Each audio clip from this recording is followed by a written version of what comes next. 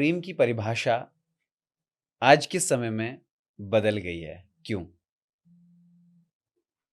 क्योंकि अब हम लोग रियल नहीं रहे, अब हम लोग रील वाले हो गए हैं। जी, जी। तो रील के कारण रियलिटी समाप्त हो गई।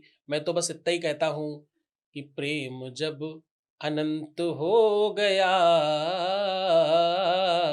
तो रोम रोम संत हो गया। संतता आपके जीवन में कब आती है? जी, कोई संत कैसे होता है? जी, बोले जब प्रेम आपके जीवन में अनंत हो जाए। जी, मैं इसीलिए प्रेमेश्वर पीठाधीश्वर हूँ, जी, इसीलिए संत हूँ शायद, जी, कि मुझे परमात्मा का प्रेम प्राप्त है। जी।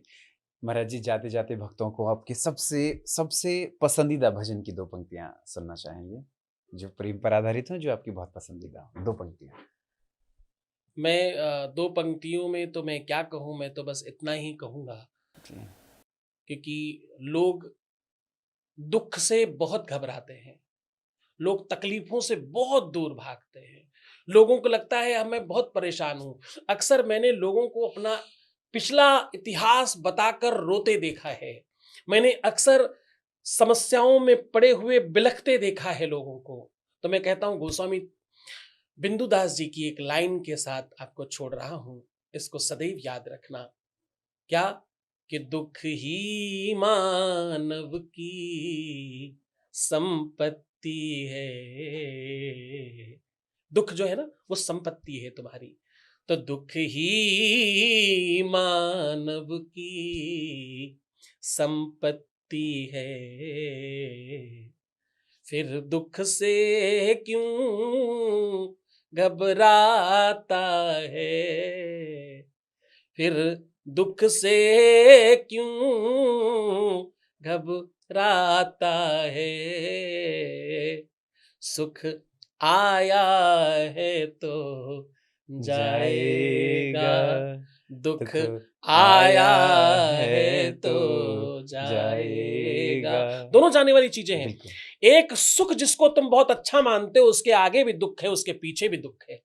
और जिसको तुम बुरा मानते हो, उसके आगे भी सुख है, उसके पीछे भी जी, सुख है। सुख है। तो सुख देकर जाने वाले को हे मानव क्यों झुठलाता है? दुख ही मानव की संपत्ति है, फिर दुख से क्यों घबराता है? दुख ही मानव की संपत्ति है। ये प्रबल संपत्ति है। अच्छा, ये ये आपका बड़ा बल है।